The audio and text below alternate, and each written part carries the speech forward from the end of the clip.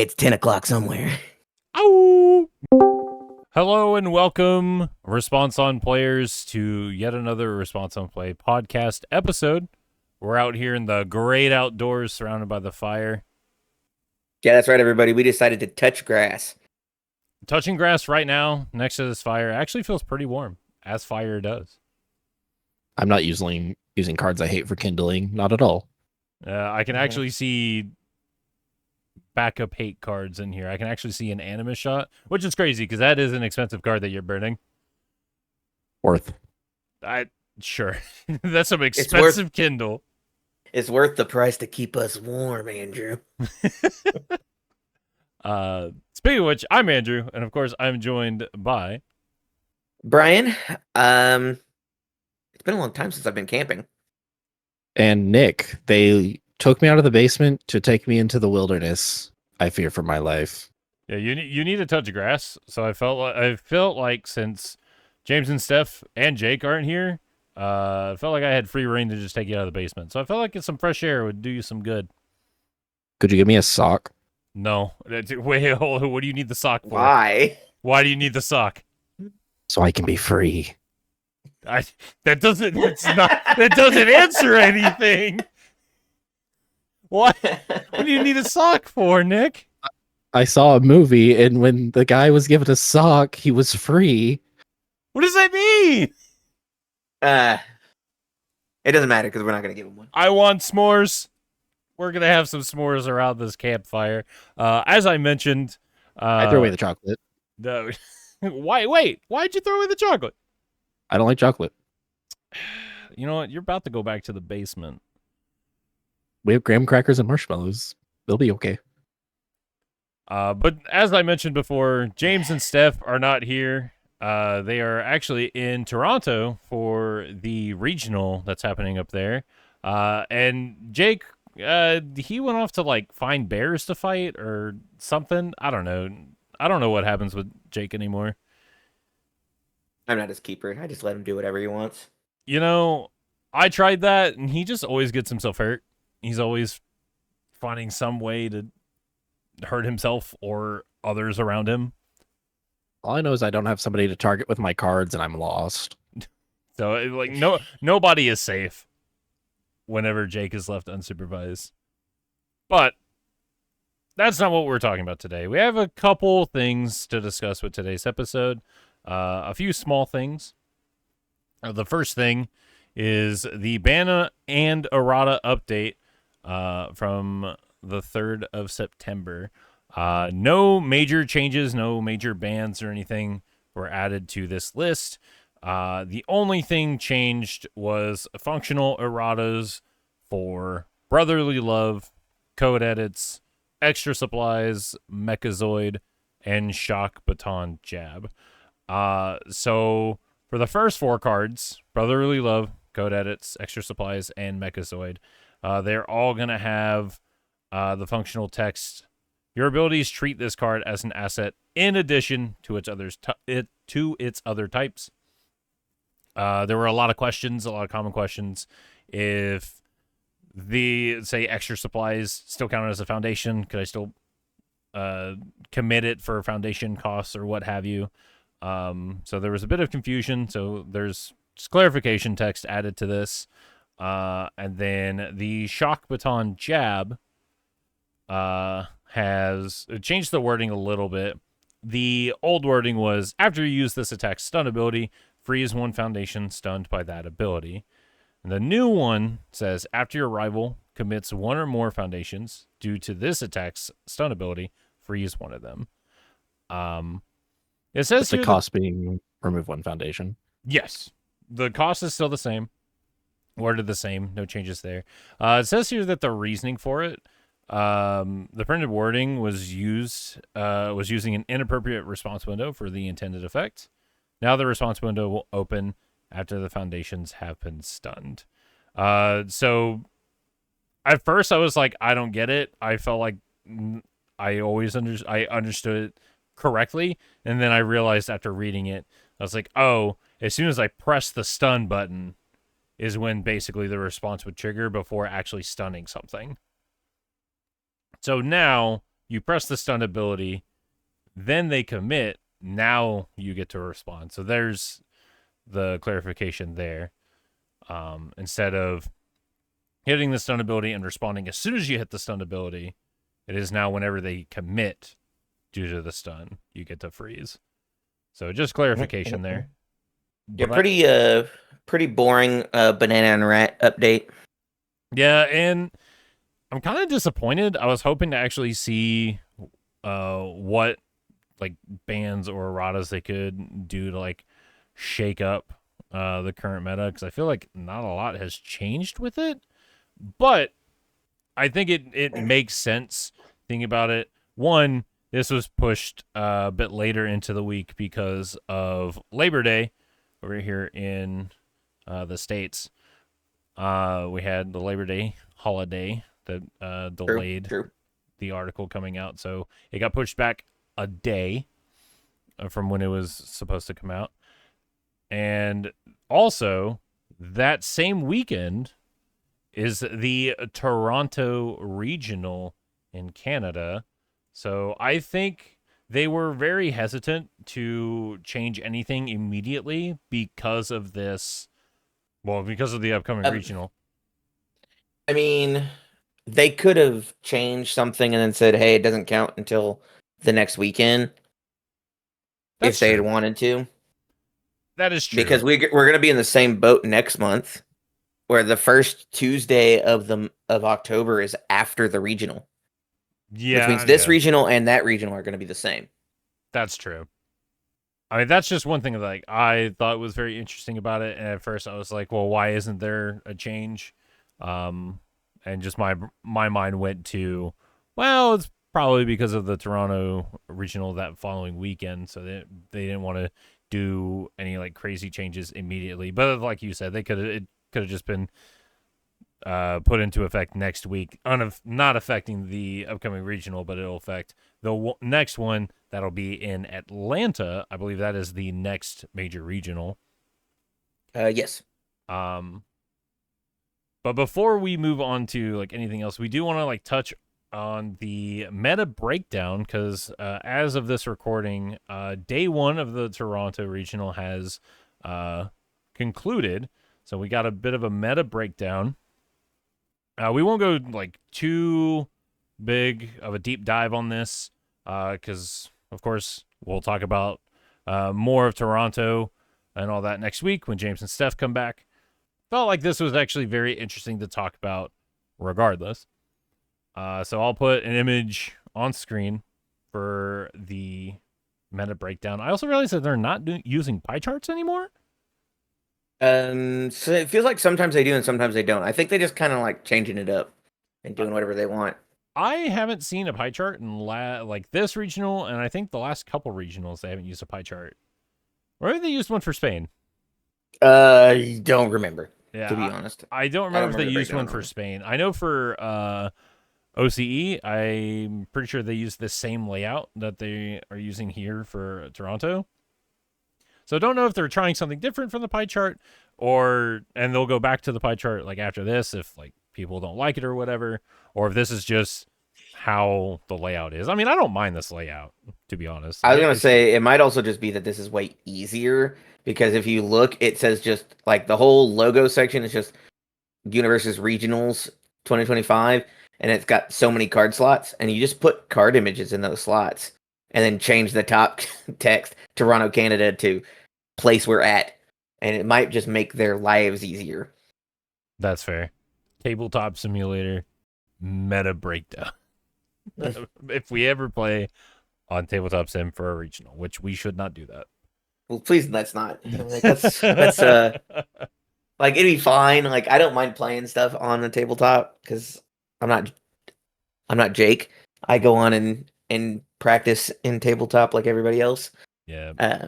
Ace Arena. I don't know that I want to play breakdown. A tournament. Yeah, the Ace Arena meta breakdown. But at the top of this chart is Pony Tsunatori with 9.6%.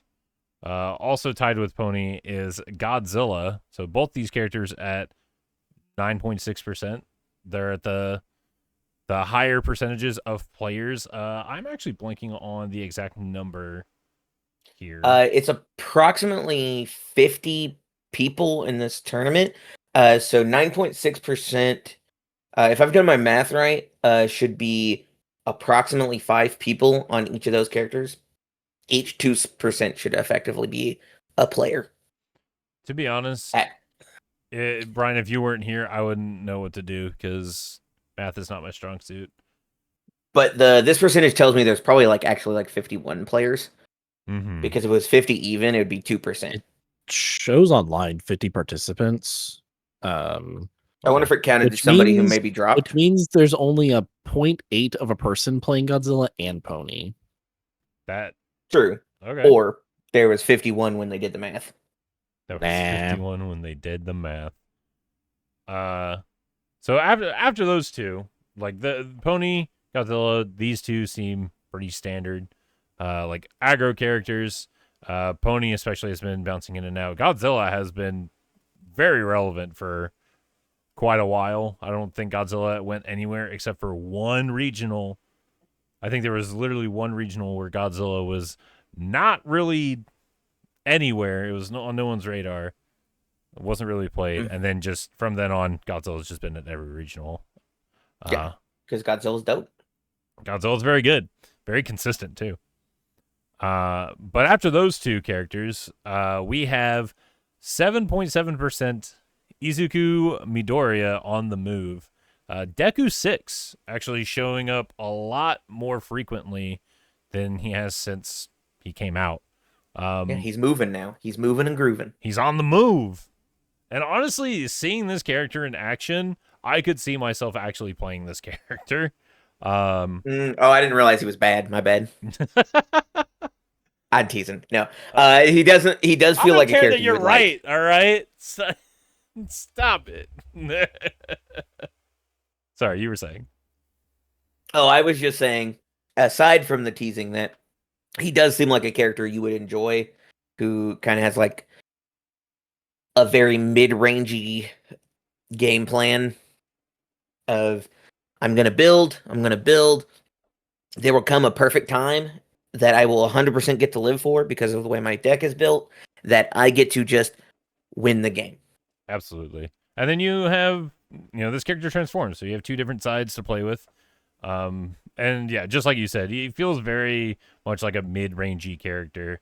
I'm all about that. I love playing mid-range.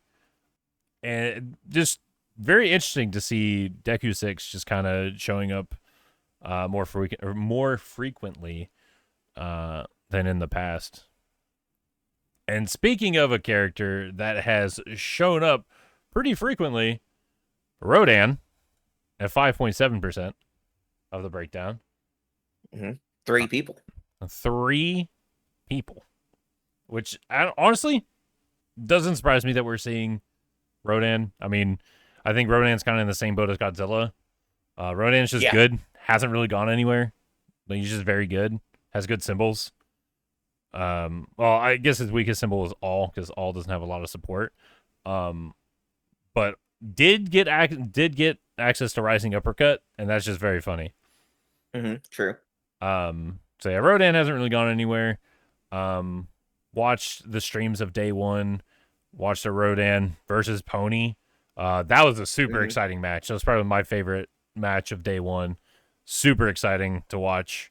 Watch that. Yeah, that one was cool. It actually made me look at Rodan like, actually, you know what? Maybe.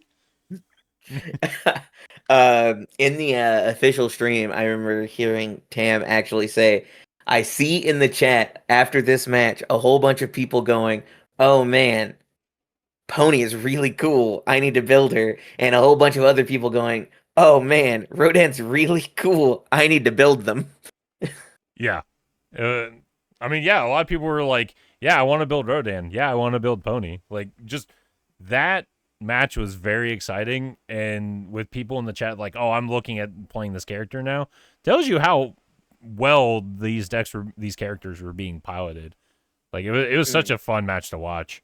Definitely recommend going back either on YouTube or Twitch on the Universus official pages and checking out the VODs. for the day one whenever this episode comes out. For sure.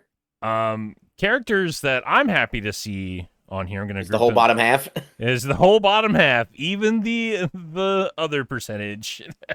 Yeah, everybody else we didn't get to see.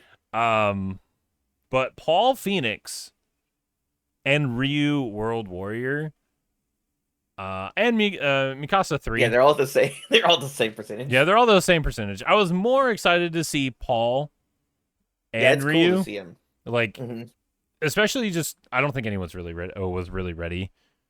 I don't think anyone's ready for like the stun strategy that Paul can do, especially just with the cards he has access to. Yeah, like he can stun you out really hard, really quick. He plays an Attack Titan's Haymaker. Yeah, this stun 2 is a stun 4 actually. It's pretty with a block restrict of only 3 diff or greater blocks. Or the oh gosh, what is her name? Her rare.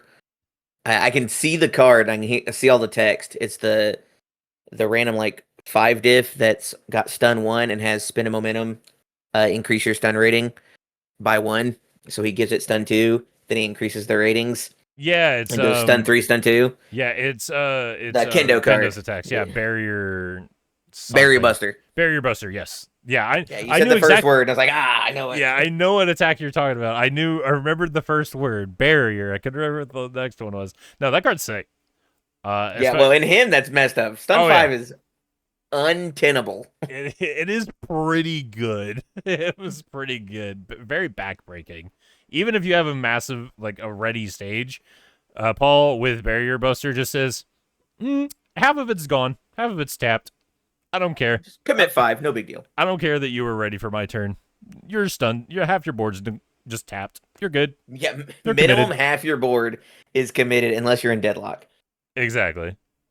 Or have a bunch of stun hate that recommit or re-readies. Yeah, so, and also Paul Phoenix having the enhanced to give damage to punches or kicks equal to the committed foundations your rival has. It's very Toya coded, and everyone here on the team knows I really like playing Toya. This just is like an aggressive Toya. That's how I see Paul. Is just an aggressive Toya. He's Toya that can kill people. Exactly. Toya can kill people if, your rival overcommits. But virtually that's anybody. That's any character. that's a lot of characters. I was excited to see Ryu because I think Ryu is cool. Yes. And so it's cool that he's on the list. That more than one person basically chose to play this person. It is really dope. I mean, and we know one of those people. We do, in fact, know one of those people. One of the 2%. One of the 2%. Yeah, no, it's great to see Ryu on this list as well, because we've read Ryu in the past here on the podcast, obviously, and just been like, man, this guy's got really good words. Draw 3, put 1 back on top. That's after an attack is completely blocked, so you can use it on your opponent's turn if you didn't use it on your turn. It's crazy. That's very good. Can't really hate that, especially since he has 32 health. So that's a good amount of health you kind of got to chew through on top of this draw power. Only 2 less than Godzilla, the king. That's true. The king of monsters himself, Godzilla. And for those math nerds at home, that is 11 more health than Rodan. Yes, that's true. I wasn't going to bring up that part because that makes no sense to what we were talking about. But no, we got to keep people involved with math. Everyone loves numbers, and that's true. That's true. Stuff, Paul Phoenix, same hand size, 3 less health. That's how much we value stun 2 is 3 health.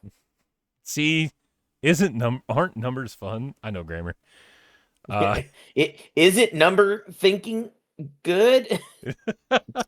Don't hurt your brains, guys. We're out here breathing fresh air. Come on, you're fine. It's all right. Bro, you're from the basement. I don't want to hear it from you. Yeah, exactly. I get to breathe fresh air for the first time in forever. Is that why you need the sock? No. I need it to be free. Let's not talk about that. There's one last character on the breakdown. We have Mikasa Ackerman, Hizuru's Hope, Mikasa 3, This character doesn't really surprise me that she's here because I think Mikasa has the words to be very good. I mean, That's fair. you can give damage. Granted, you have to reveal a weapon card from your hand, and you give damage equal to the block mod.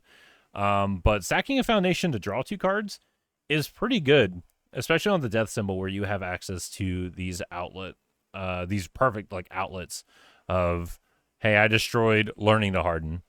I'll commit for 2 damage. I'll blow up Learning to Harden to draw 2, and then respond Learning to Harden to draw another. So I'll give 2 damage and draw 3 cards. Mhm. Or you blow up I'm With You, I'll blow it up to draw 2 cards and give 2 damage. Like, I think what really carries Mikasa 3 is the fact that she has the death symbol, and the death symbol has really good targets for her enhance. Her bottom enhance specifically. Yeah, her bottom enhance is obviously very good. And then, I mean, one of the big things is because it says weapon card. I mean, you can reveal things like her uncommon from the set and just be like, yeah, man, I'll just give it +3 damage, man. Who cares? Give it +3 damage. And I think Mikasa 2 had a foundation where whenever it's revealed, your attack gets a speed. So, and it's a 3 mid block. So you just say, yeah, man, this is getting 1-3. And then it's like, yeah, man, this is getting 1-3. 1-3. Like, my attacks, so long as this is in my hand, my attacks are getting a little bit faster, but they're also hitting just as hard. And Mikasa's a 5-hander. She does not feel like a 5-hander because she's just drawing so many cards. It's crazy. That is true. She do be drawing lots of cards. And, again, for those math lovers, she has 3 more health than Ryu. 1 less hand size. 1 more. Yeah, well, yes, 1 less hand size. And 1 more health than Godzilla. It's true. So she's just better than Godzilla. Whoa. Godzilla's got a lot written on that card. That Godzilla's a magic card. Godzilla's a Yu-Gi-Oh card. Oh, that's what I meant. I mixed up my To be games honest, again. wait. So you is can't- Pony. You can't just mix up your card games like that. And yeah, Pony has a lot of words on her, actually. I play way too many, and you keep me in the basement. It's your fault. He's losing his eyesight because we don't give him a good lamp. I would like an improved lamp, please. The other one flickers a lot. If you behave, we'll see. What you guys don't know is whenever we started this fire, Nick ran and hid behind a tree. It was too bright for him. I thought we weren't going to tell them about that. Well, I told him about it. And of course, with every other breakdown, 56% others. I mean, 56% random characters. Random bullshit. Go. Basically, just all one-ofs, which means there's like 28 characters that are uniques. There was 28 people who were the only person playing that character. Yeah, and those hand sizes and health totals vary. So they could be more than Ryu, they could be less than Ryu. More than Godzilla, less than Godzilla. That is true. Yeah, that is 100% true. Yeah, Because that's how numbers work. that's also true. This guy's got a problem for numbers. I'm just got saying- a number hard on just because I mentioned one number and then he's just like, you know what? Let's talk about numbers. It's like, you know what? Numbers, they hit. They slap. Numbers are something different. Look, you never know. Math is important. Gotta make Look, sure. I love I numbers, so I get use it. numbers every day, so I get it. No, you don't. Same. Look, he does a lot of math in the basement. Leave him alone. I'm pretty sure it's something else. You wouldn't know. You don't come down there often enough. You're right. I'm actually scared to go down there. Fair. Right, you are. That's the Oh, breakdown. actually, I do. Sorry to interrupt in the middle of this before I make you leave this topic. I was going to say, having watched the day one, I think we saw every single one of these breakdown characters on stream except for Ryu. Yes, actually, yeah. Ryu is the only character from this breakdown. Well, that we didn't I see say on that. stream. I don't actually know if we saw Godzilla. I didn't. Oh Get no, to we see didn't see round Godzilla. one. We didn't see Godzilla. Round one, I mean, I don't want to spoil it too much for those who haven't watched it. But I mean, screw it. I'll go ahead and spoil it anyway. I mean, you don't have to tell us who won. You can just tell us the two people who fought. Yeah, that's fair. Round one, it was Pumat Soul. Oh, that's cool. He's one of the one-ofs. Versus Mikasa 3. Oh, okay. Okay, yeah. Okay, so you know that what was else the one. is cool? I figured it was probably the one I didn't see. I just didn't know who he fought against, or who Mikasa fought against. Sorry, Nick, go ahead. What else is cool is that backups are still a thing, and Zeke got on stream. True story. That is true. Yeah, Playing against the backups are Donnie. awesome. Yeah. We'll probably talk more about it, more about all that stuff for our next episode. But yeah, very interesting not to see a backup character on this breakdown. That's more than one of, yeah. Yeah, like on this looking at this breakdown, we don't see Hanj 1. We don't see Zeke War Chief. We don't see the Beast Titan Zeke. I'm interested to see what the top 8's going to be.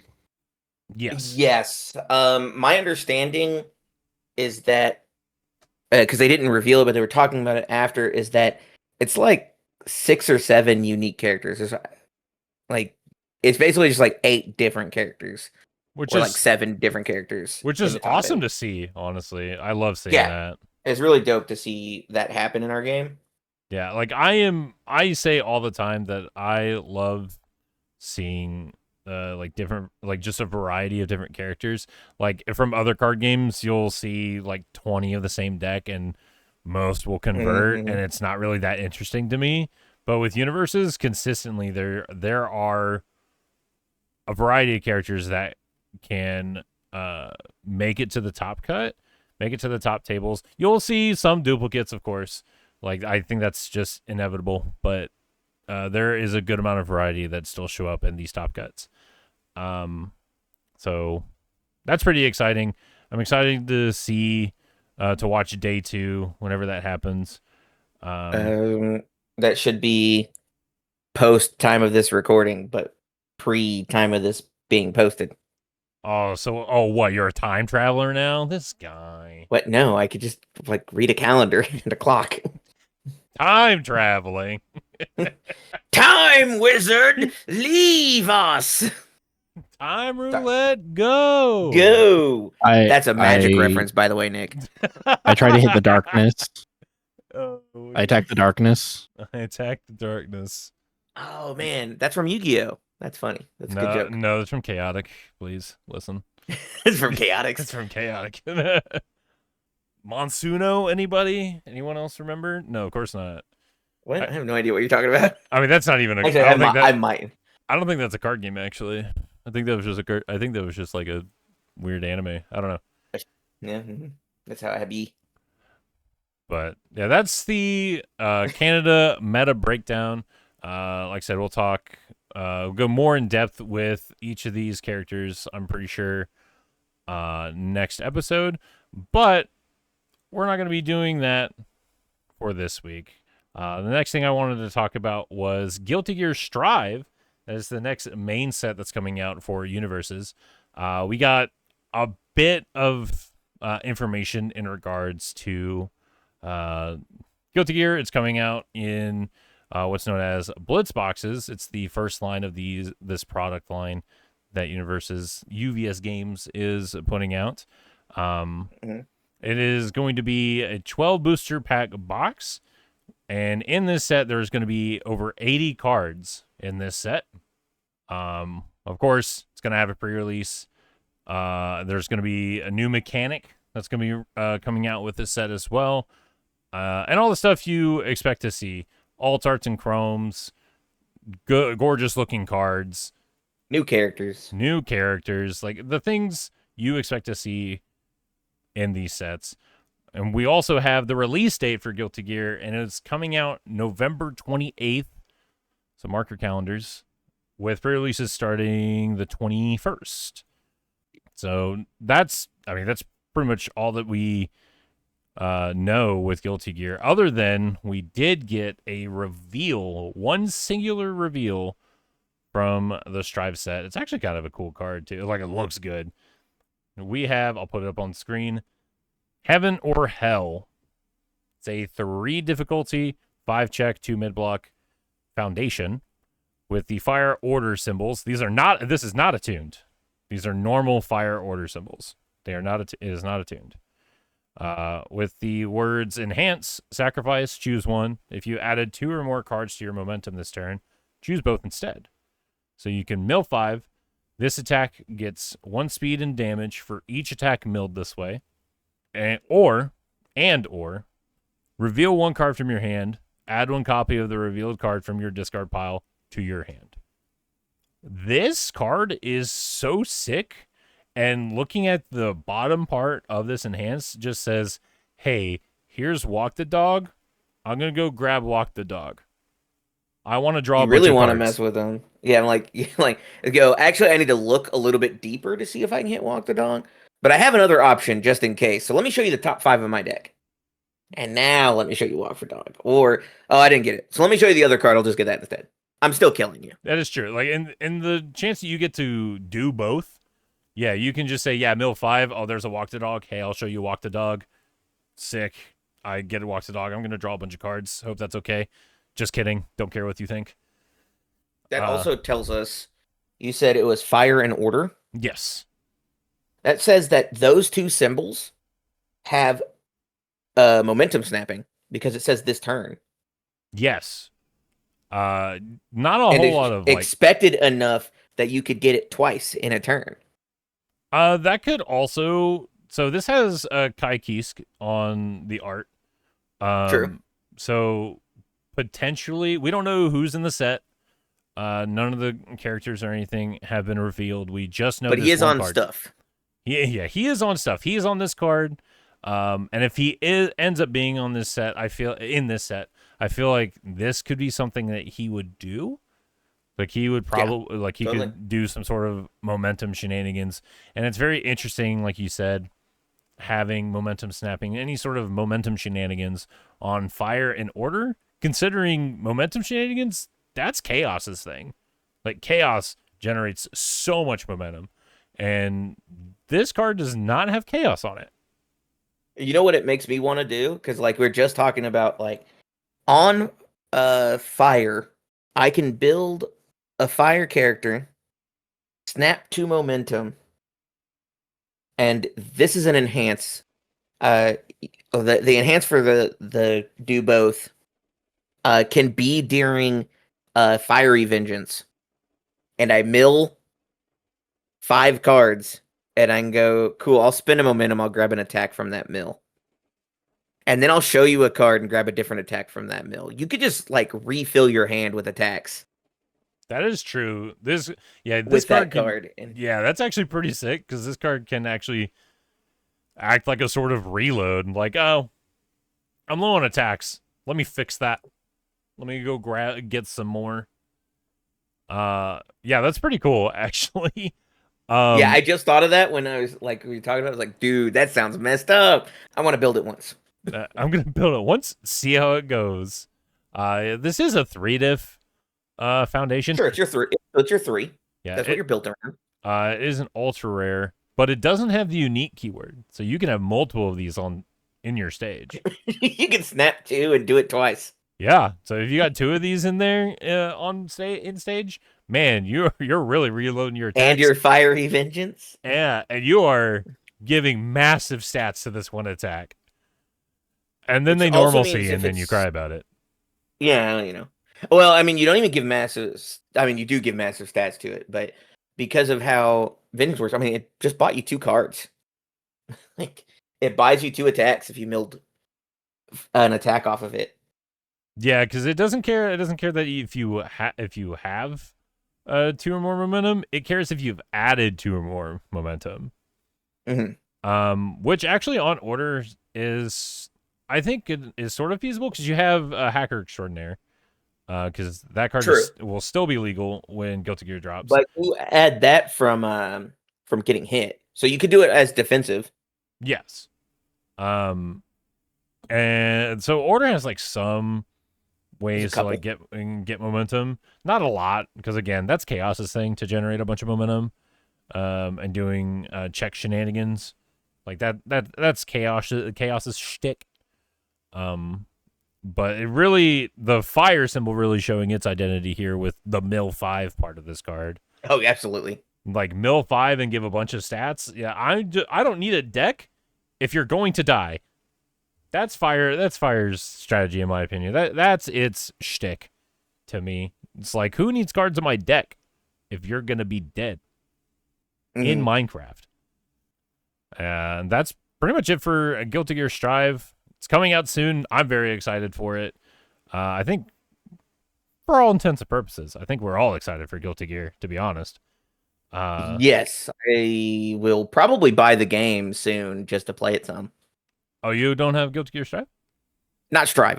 I've played a little of Strive with friends. I don't. I owned not Exerd. Was it XX?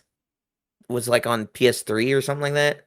Yeah, I own a couple. Which was a long time ago. Like this is like 5 games ago. But I used to play that one. That was a lot of fun.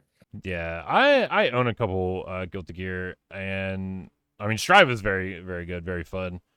Game looks never have pretty, I ever very played a Guilty Gear game. Oh, you're missing out. Yeah, you should at least play Strive. Strive's very good. Strive makes it a lot more casual friendly. There's not a lot, too many like intricate mechanics like the previous games. You don't have to make pretzels out of your fingers to do an insta-kill special. There's no insta-kill specials in Strive from what I remember. Granted, I haven't played Plenty Strive of in a one good touch. while. There's some one touch kills though, I believe, if you just like catch them off guard. Oh, if you From my string, understanding. sure. Yeah, like I mean, that's fighting game stuff. Like if you slip up and your opponent is good enough and can keep the combo going, then you might just end up losing the round. But man, playing Guilty Gear is great. I loved playing Leo. Leo was my boy. I love cross ups. I love mix ups. Can only hope that he is in this set. I would love to see Leo in this set. Or Slayer. Like Slayer's my boy. I love Slayer. Want to talk about fucking mix ups? Freaking Slayer. Oh, gosh. I'm not sure. I used to play a lot of like Eno, and Classic. I was really basic and also played a lot of Soul Bad Guy back then. I mean, Soul Bad Guy. So like, you know he's gonna be in the set. If I will say, if Soul Bad Guy's not in this set, I would be wildly surprised. Like it would be the craziest thing that I'd ever been told. I'd be like, there's no way, right? That's a April Fool's joke or something. Yeah. Because he's just Ryu. He's basically the Ryu of that game. Yeah, he's Ryu of Guilty Gear. Basically, he's an all rounder more or less. Maybe a bit he's more on the like aggressive everything. side. Yeah, like I mean, Soul Bad Guy's cool. He's alright. Yeah, he's the bad guy. He's the Soul Bad Guy. Even though he is the main protagonist, and he's not That's true. an antagonist, which is very funny. I thought it was funny. It's just like, yeah, the main guy, he's a good guy. His name's Soul Bad Guy. It sounds confusing, I know, but bear with me. But instead of reflecting, using all or anything. We chose to blame the beasts. Heaven or hell, just like the card. No. Exactly. Anyway, yeah, no, I'm excited to see more Guilty Gear cards. Just like obviously this is the only card we've seen with words that just like tells us what they do. Mm-hmm. And this card's dope. I think this card's so cool. Like I was like, oh man, I want to do the thing I just talked about. Like I just thought of, I'm like, that'll be really cool. Will it be good? I don't know, but I want to do it once. I want to do it once and then say I did it and be like, yeah, that was sick. Or man, that was not as good. That was not worth it. Exactly. I want to see how many hoops I'd have to jump through to do that. And then also just like it gets me excited to see what other cards. Also, the fact that it's not attuned means we might be in the Heroes of Exandria world of design where our ultras and stuff, you have to pick to play them. I'm perfectly fine with that. Like I loved that. That'd be so nice. Would love that because I think that's the best way. I think Heroes of Exandria is like the perfect set as far as like how to design a set with attuned in mind. Agreed. It's not like perfect, obviously. I don't think anything can be perfect. There will always be like pain points and stuff. But as far as like symbol distribution, how they made us use symbols, etc., I think it was as close to perfect as I would expect from them, especially this early in trying to mix that. Yeah, I mean, having commons, uncommons be your attuned, and then have your URs. I believe the rares were not attuned as well. All but so there was only basically one non URSR that was not attuned, and that was Caleb's Web of Flame, or it might have been two symbol attuned, I think it was but it was just like the two only symbols. other card with two symbols. Pretty sure it was there's a couple cards because there's freeze spray. Freeze spray is another two symbol card. And yet I'm looking at them both right now. Neither of them are attuned. They're just two symboled cards. They're actually the only two symbol cards looking That at sounds it. right, because I could only think of the one, and if there's one more, that's not too crazy. Yeah. Because I know obviously like Science Bros is a rare, and it's It's a two dare. attuned. Yeah, I'm like it's attuned to air. Bedazzle Helm Blast is attuned to air. Yeah, Like, a lot of the other I rares mean, are it's just attuned. like, yeah, like pretty much every rare is attuned. And I kind of wanted the idea of like having it be like two symboled, but you had to choose. Yeah. But that was just a me thing where it's like, oh, that'd be a nice little commons and uncommons have two symbols, like have a symbol that they're attuned to, and then like rares have two symbols, and then ultra rares and secret rares have three symbols or more. They have the whole symbol identity of their character, and maybe that also a shared identity with some other character. So Yeah. if you wanted to, you could basically tag team a friend in and go, hey man, I can't do that, but my buddy can, and he's gonna kill you. Yeah. There's also Special Forces Elite. It has three symbols. It's a rare, but I mean, Special Forces Elite in Exandria is a reprint of a Mortal Yes, Kombat I was gonna card. say. So And I was like, and it's because it's a reprint. If it wasn't a reprint, that would not be true, I believe. it would probably either have two symbols or one attuned symbol, like the other. That being rares. said, though, I'm also fine with us doing reprints. I would love some more reprint staple ideas. Yeah, I mean, I like with Dark Tournament and even with Girl Power, I liked the idea of having a set number of reprints from previous sets.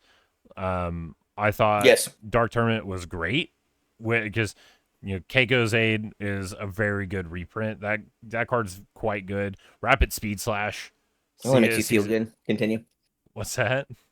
Sorry, I said it only makes you feel good. I was just being snarky. I apologize. This guy canceled. Yeah, I was being mean, making fun of David, even though I mostly agree with his takes. That was one I didn't really agree with, but in general, I think David. Don't worry, David. I will deal with him. I will toss him into the fire. Not actually into the fire. That's murder, so I won't be doing Destroy him. Yeah, so I think Keiko's Aid is a really good reprint. Rapid Speed Slash sees its way into a handful of Chaos decks, or really any of its symbols, mostly Chaos. I mostly see it in Chaos lists. It's a very good card. So, like, you can have reprints, and it'd be very, like, great. I just love seeing reprints, keeping these really good cards from previous sets, keeping them in rotation. And I do hope that we can see that with Guilty Gear. If not, no big deal, because this is at least an 80 card set. So you only have so much room. I don't think they mentioned how many characters are going to be in this set. No, I don't think they did. Some of the guys at my locals were postulating that it would probably be 8 to 10. It is, it's a small set. Because that's just like in the old days, that's just a full kit, and a character is 10. So they were just like, yeah, that's 8, but it says 80 plus, so we could easily hit 9, maybe 10 characters. Secrets could also factor in there too, and Exactly. This would probably, considering just the size of the set, it's probably, I don't know, probably only 3 secrets, maybe 4. My thought is, because they talked about it being like they basically said 80 plus, is that it's has to be less than 90. Yeah. Because otherwise they'd have said 90 or 90 plus. But it easily could be like 86 or 87, depending on where the sheet puts all their cuts and everything, like to math out well.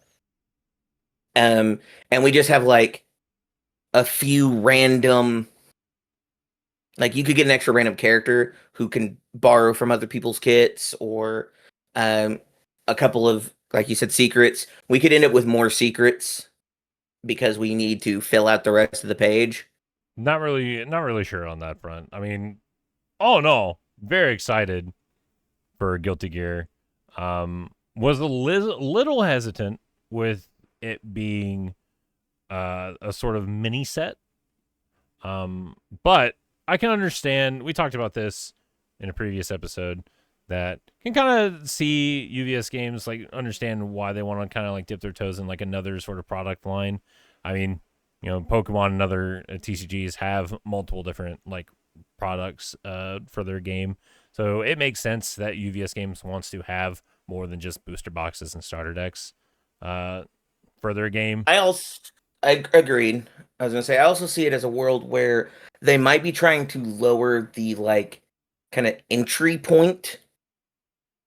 If the sets are a little bit smaller, buying a couple of boxes costing you around the same as one of our, like 2 boxes costing around the same as a current box of 24 packs, but getting you closer to having full play sets of the basic stuff makes the entry point a little easier for new players. Agreed. So then if somebody comes in new later and it turns out Guilty Gear is a really sought after set, you can just go, yeah, man, the Blitz boxes aren't that expensive. You pick up 4 Blitz boxes and you're probably golden. Or like pick up pick up 6 Blitz boxes and you'll have probably a play set of everything, like except for the fancy cards. Your secrets and your stuff probably won't show up, but like you won't have 4s of those. But like, yeah, you'll have like rares down because it's such a smaller set size. Yeah, and it should also be stressed. They haven't. That's assumptions. Yeah, they have not said a price point. They haven't mentioned a price point in their article talking about Strive.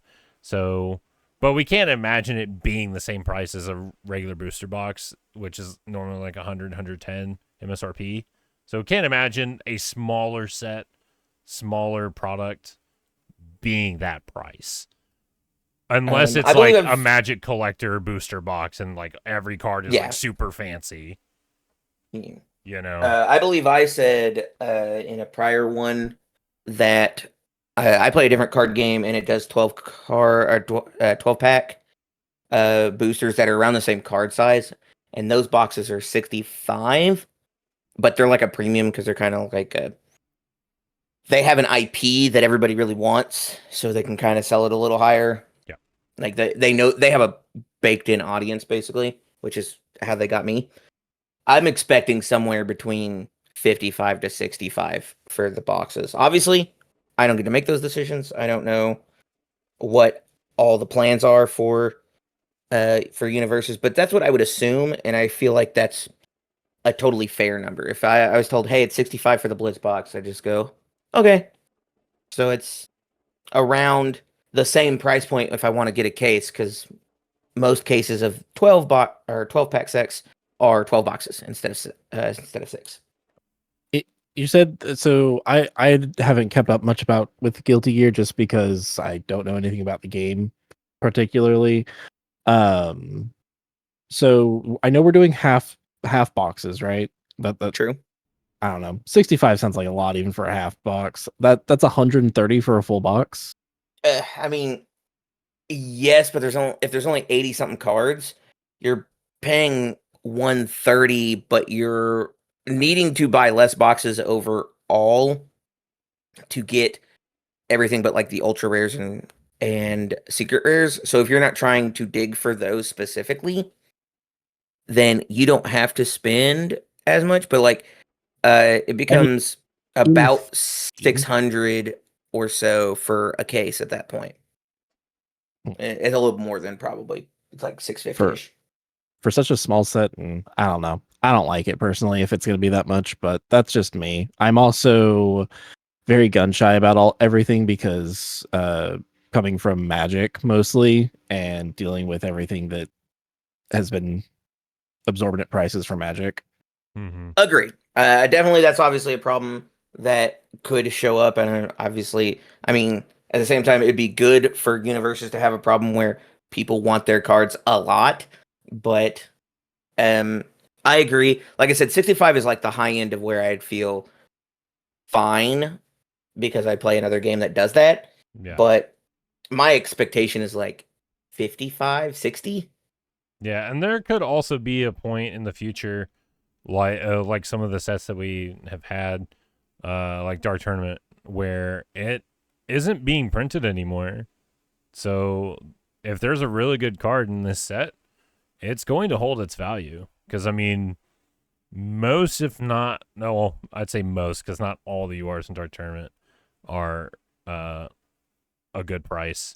Like Ice Sword Execution, Battle Aura Release, Walk the Dog. Like these are URs that have kept Referee Jury. Referee Jury, yeah, that's another good one. Like these are cards that have kept their price. They are holding their value. And I think most of the reason being, well, the set's not being printed anymore, so it's harder to get, harder to pull. But on top of just these cards being very good. Yes. Yeah, if we get a random cracked card in Guilty Gear, I could see it staying around its price point for a long time. But it's also, I mean, you look at a majority of our sets, if you're not trying to be ultra competitive, like day one, I have to have the cards, a lot of those boxes go down. Like a lot of them are way cheaper. I was being handed boxes of set 3 when I'd buy other stuff from Rochester. They'd just be like, here's a set 3 box too. And I'm like, thanks, I don't need this, but thank you anyway. Clash. Yeah, Heroes Clash. Yeah. Hero Clash. Yeah, Heroes Clash. Hero Clash was one of the secrets. Yeah, but look at like League of Villains. That card had some really great cards in it. Yeah, Vile and it's Season like very good. Showdown. Yeah. Mm-hmm. Showdown's still seeing play. Oh yeah, I mean I still play Vile Season and a bunch of stuff. It's a $50 box now, $60 box. That's crazy. And to be fair, that set is about to rotate. Yes, so obviously. that's something to also keep in mind. But if you play MHA Spotlight, you will want to pick up a box maybe. But yeah, I'm very curious to see what we get out of Guilty Gear Strive. I hope it's really good. I'm excited. This was the IP I was excited about for the year. Of course, I was excited about getting Street Fighter back into the game. Heroes of Exandria, dope set. I love that set. AOT 3, juiced, really juiced. Mm-hmm. So, all right. So, I was doing some additional research so I could back up my point a little bit here. Mm-hmm. Even just now, Turtles is not that old, right? Right. It's almost a month old. Correct. I can go on TCG Player right now and buy a Turtles box for $66. That's crazy, actually. I can go on, and that's what I'm saying though about like these half boxes. Like if they're trying to sell me a half box for $60, like too much. Except that's $60 market time of release. Remember, TMNT was $90. Attack on how much did it cost you to buy a Attack on Titan Apocalypse box, Nate? I think 90. Okay, it's currently $55 on TCG. It's not that old. So like it's the same idea where they're like 60-ish at release, but they're 30 once we get a month or once we get out of the initial hype phase. So if you don't have to have it right that second, if it starts at 45 and goes down to 25-30, that would be more in line with everything else. But I can't see a world where it's less than $50. But that's me seeing how other games have marketed their sets that are around the same size. But that's just a me thing. Yeah. And obviously, like I said, some sets have kept their value. So like there are Mortal Kombat is still like $90 if you can find one. Jetburn it still got like $80 on. Heroes of Exandria is it's like 77. A worthy price of that set, I would say. Yeah, like 77 to 80 is totally not weird, but like they all go down some. Attack on Titan Humanity or Undaunted Raid is $60. Like they kind of just obviously they fluctuate some, but I'm just like there are plenty of these sets that go down at League of Villains is $30. Oh goodness, that's crazy. So now I'm curious. We're gonna do some market research, guys. That's gonna be part of this market research here out in the wilderness. Yeah, on my phone right now. Luckily, this fire is being kindled by expensive cardboard that is backup hate cardboard because Nick has a problem. Right. I was curious if vial seizing was still around the price point that I'm used to thinking of it as. No, it looks like it's around the $5-ish mark now.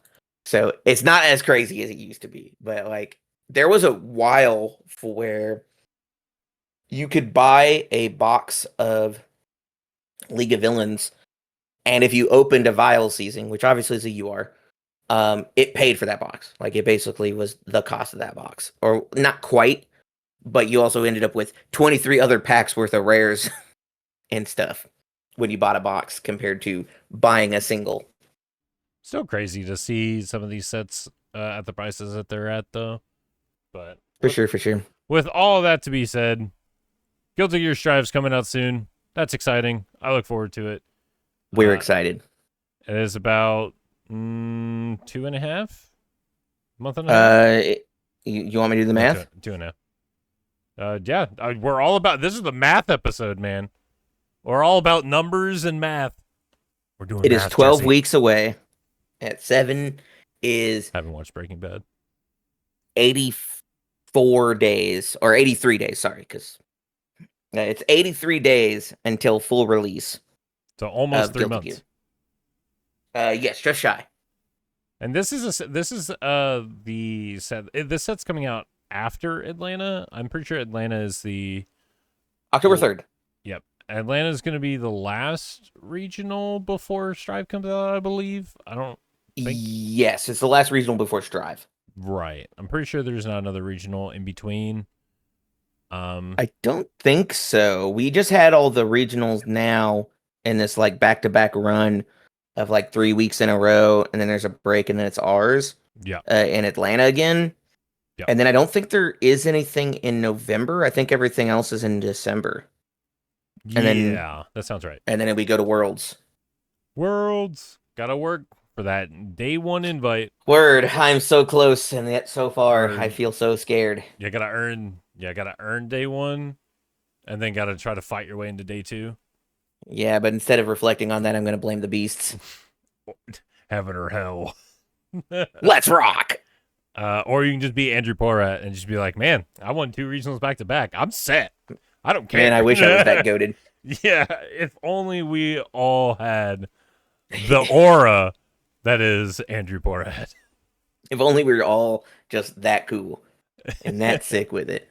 But alas, only Andrew Porat can be Andrew Porat. I wish I could, but I'm just gonna blame the beasts. Heaven or hell. But that is all that we have to talk. That is Universes related. Wanted to, before we wrap up this episode, wanted to talk a bit about the recent regional for Riftbound that happened in China. Brian, I think you said that like 3 happened. Yeah, it was like 2 or 3. They were just like we just had 3 regionals like back to back. Mhm. I want to say they had 2 or 3 regionals at around the same time in China. Chat Is will correct me. Or sorry, the comments will correct me. the And comment tell me, section, you are now called chat. sometimes they are, sometimes that's just chat. Is this real? Like this just it's Is part of the it- nomenclature. Is this justified? Is Nick burning our anime shots justified? Oh, Um I'm not burning mine. I'm burning everybody else's. That's just what I'm so saying! we're all aware. Oh, You wait, were- you're burning my cards?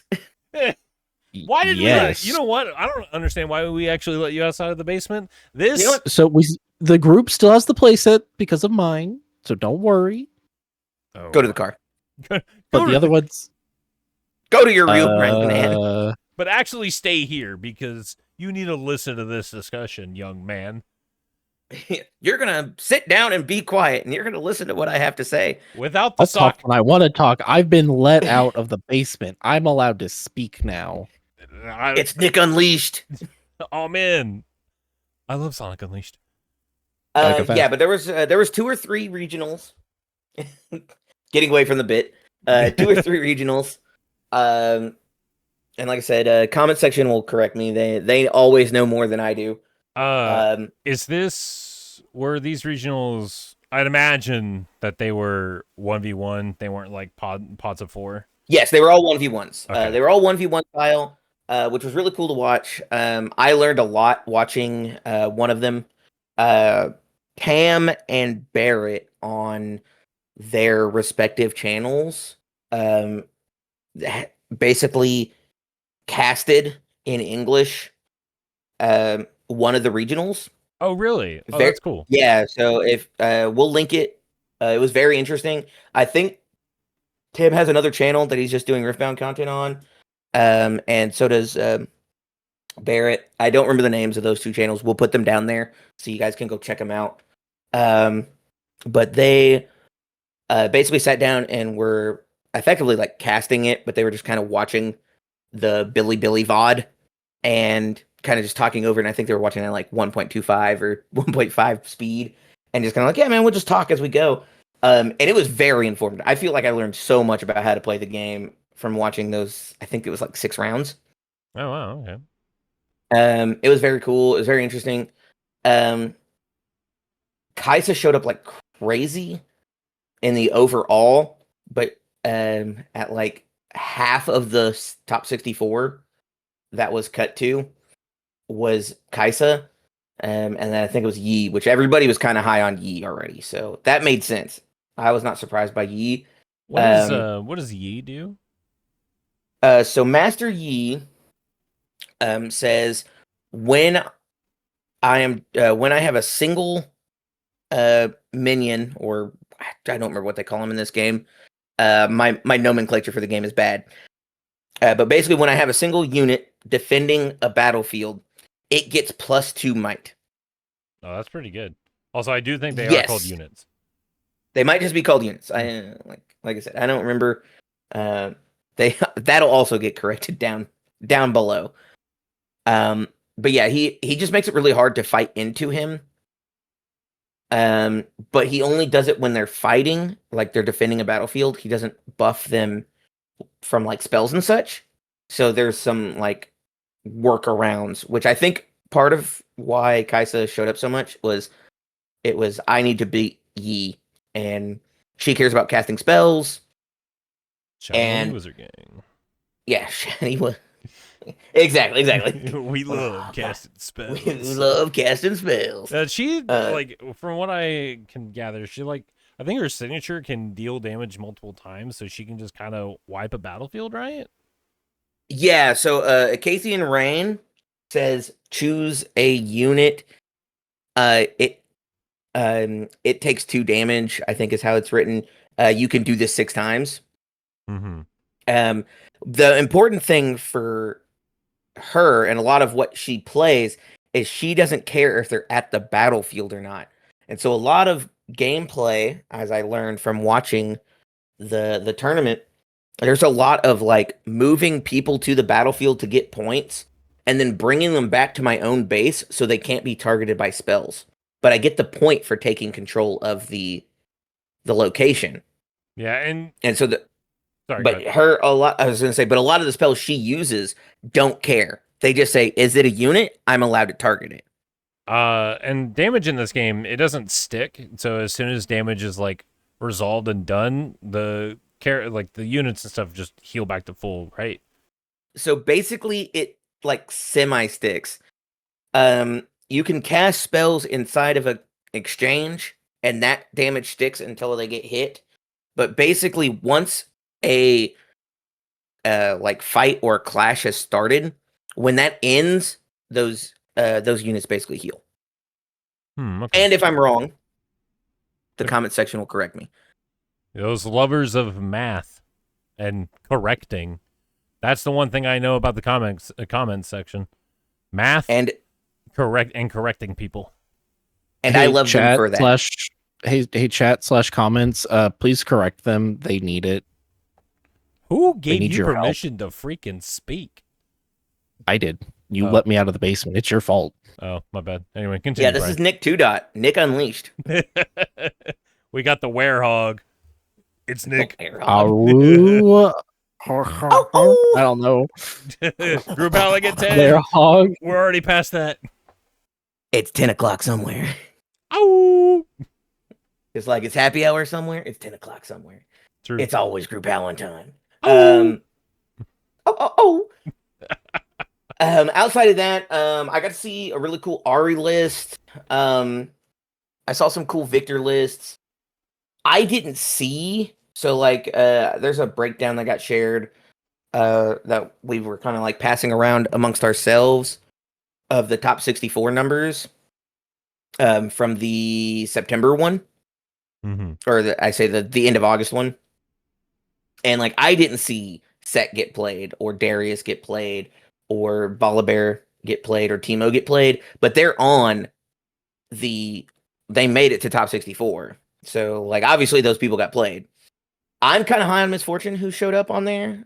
I think she had 3 people make it. Yeah, she had 3 people convert. She can give things Misfortune ganking. looks really cool. Yeah. Yeah, she gives things ganking, which I think is really cool. And she has 2 good symbols, which is a big part of what makes Kaisa so strong. Her symbols are very good. And I don't say that as that being the only character that I know how to play. That's the Me only being character he knows how to play. That's the only one I played.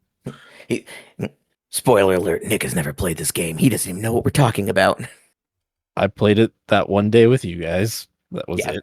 That was it. That was it. You'll never guess who I played. It was Cho'Gath. It was Timo. MOBA of choice is Smite. Sorry. That's fine. You can be incorrect. You can be cringe and not based. It's fine. I have been in denial. We'll still respect before. you. In fact, I'm still in denial. Have you seen the decks I play? The Riftbound character spread is wider than I thought it would be based on what everybody was kind of hyping up. There's 9 different characters shown out of 16. Yeah, there's still only one set released, right? Like it just came out in China. Yes, they're not that ahead of us. They're basically going to be like one set ahead. I think we get our set, and then just after that, I believe they get set 2. I think it's kind of like spoken about. Yeah, Riftbound for us comes out next month in October, I believe. Yeah, it's near the end of October. I don't remember the exact date. I'm looking forward to that. This game looks really fun, and the artwork is well done. I go ahead. No, go ahead. I have a thing to say after. I have to play Riftbound a bit more. I had an experience with. I believe I played Jinx. I was learning to play the game with one. Jinx is aggro. I'm not an aggro player. I don't like playing aggro. So like that could have tainted my Riftbound experience a little bit. But overall, just playing the game. I'm not out on the game. I think the game is kind of cool. I don't want to say like I disliked the game or anything. I just need to play more of the game. Maybe play with a deck that actually vibes with more of what I like to play. I want to see this game succeed. I'm curious to try to play more because, again, I don't hate this game. I don't want to say that, but You don't know this game. Exactly, but I still need to be sold. Sure. To just kind of add on to that, I only played in the 4-player game mode, and I enjoyed that. I also played Jinx, but I like some aggro decks. I like some control decks. And that's actually what I learned how to play with is the 4. Yeah, so like I don't know how I'll feel about like the 1v1 mode or any other game mode that it has, but the 4-player free for all I enjoyed, but I'm also a Magic player and I like Commander, so Okay. So I have a couple things to say, and then I have a thing to say about well, I just have a few things to say. We're just gonna go through them. He's got things to say, chat/comment section. Here's my manifesto. So on the first point, I was really sad. I was not really hype on this game. I was like, yeah, man, it's League. That's cool. Yeah, it's a card game. I don't know that I didn't want to get into another card game. And then I started playing it a little bit and then started like watching some of the stuff for it. I'm like, man, this game looks so cool. And now I can't buy it. Unfortunately, I'm not going to get a lot of Riftbound for set 1. I'm getting like starter decks and stuff like that. I'll probably have to get onto the singles market and buy the stuff I want to play, which is fine. I decided not to dive in, and it mostly got the pre-release stuff got sold out. I couldn't pre-order anything. I'll have to wait until it releases or maybe gets a second run. As far as game modes, I first learned on the 4-player mode. I also played Jinx. It was super fun, but I love Jinx as a character, and I love playing aggro when I'm trying to learn a new card game.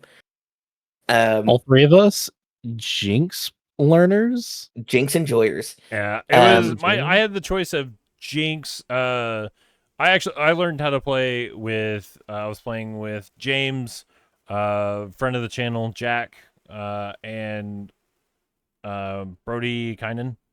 Brody was teaching me and Jack how to play. James already knew a little bit. Yeah, because he'd played with us in a separate time. And it was the choice between Jinx or I think Brody had like a slightly constructed Victor deck. I almost said Hector. Hector. Hector. I know a handful of League characters. I literally had Victor in my mind, but my brain was like Hector, bro. I was like, that's not his name. He's Hector.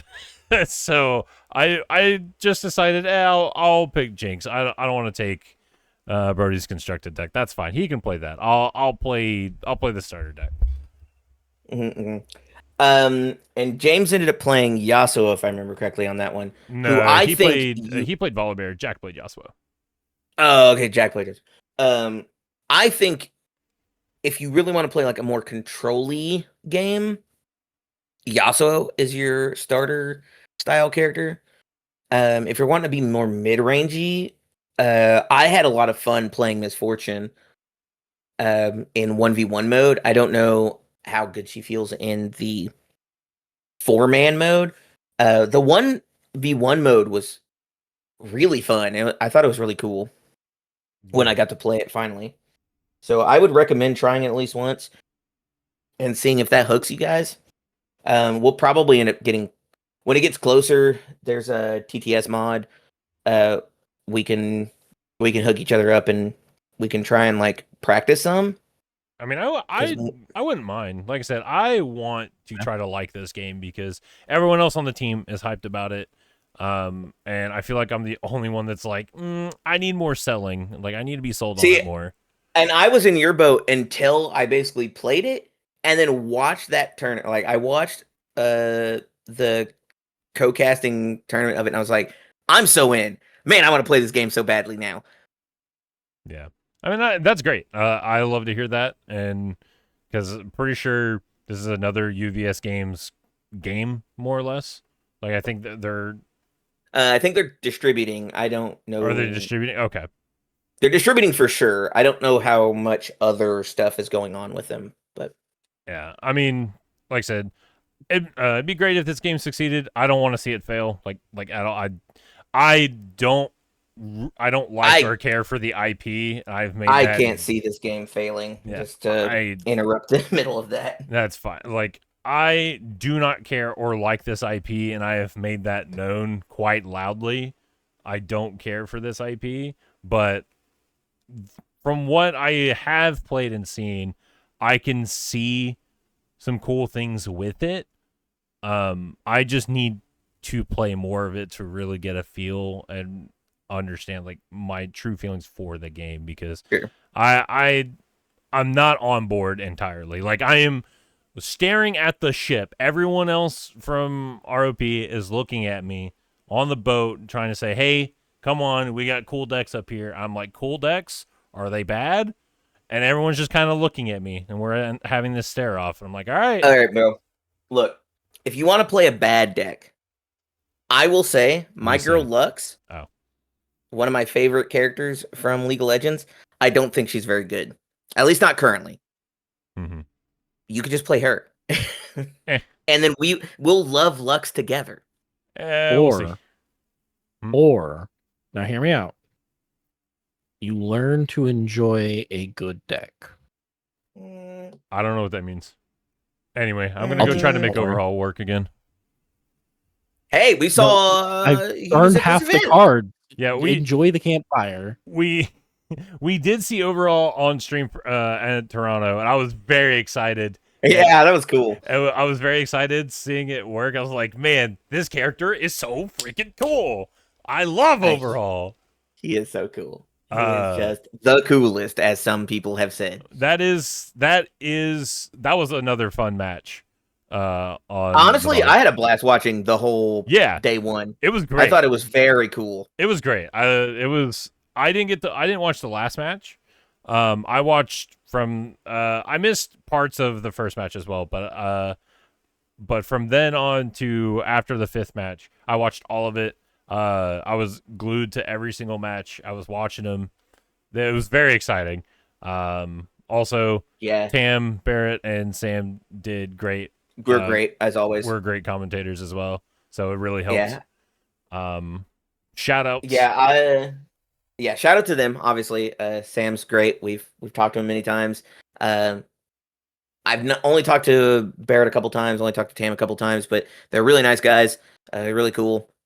Like I said, we're going to be shouting them down below for their channels for Riftbound. And you know what? We'll put Sam's stuff down there too, because why not? Because Sam's cool. He deserves it. Because Sam's cool, and he just deserves to be shouted out. Hell yeah. Great. But yeah, I was opposite. I missed round one. I booted up stream, and they were like, well, round one is now over. We're going to take a short break and go to round two. And then I watched from there on. Yeah. That was right. They had finished round. They had just cut to the two of them talking for a moment. And then it went to the thing, which I will say, I saw Nick in the picture crawl. Mm-hmm. Yeah. Heck yeah. A beautiful picture of Nick. Very obviously him, because it's just him in the picture. It really had to make sure it was him. He was out of the basement, which is crazy. That never happens. It's just him with cards in hand, and he's obviously talking to somebody, but like he's the only person in frame. Yeah, I mean, I think that was his stream match when he was playing in Albuquerque. Yeah, probably. Yeah, oh yeah, you did have a stream match in Albuquerque. I totally forgot about that. He played round one. Yeah, you played round one. Yeah, that had to have been from that. That's the only thing that makes sense. But you look nice. You're very clean cut. Handsome man. The basement's doing wonders for you. Great stuff to your skin. As I said a moment ago, not me. Not me. That wasn't me. It wasn't me. And that will wrap us up for today's episode. Thank you guys again for listening, watching. Greatly appreciate it. Be sure to like, comment, and subscribe. Comment down below how you feel about Guilty Gear Strive, Riftbound. If you watched day one of Toronto, or heck, even the whole weekend of Toronto, the Toronto Regional, let us know how you felt about the stream matches and the overall viewer experience. We'd love to hear it. And if you're listening on Spotify, rate the podcast. Helps us out. We greatly appreciate it. And don't forget to tell us how bad bell. And wrong we were. Yeah, that too. Like, be sure to do that. Correct them in the comments. Absolutely do that part. Yeah, absolutely. These guys are correct. wrong so much. I need other people to tell them they're wrong. All right. Shut up, Nick. I'm Like, about to back put to the you. best. I'm about to put you in the trunk in Minecraft, and you're gonna go back to the basement. I'm about to beat you with a sock in Minecraft. But with Chat all hype. that to be said, I'm Andrew. I guess I should go find Jake. I'm Brian. I think that's a bear. And I'm Nick. Chat, please give Nick a sock.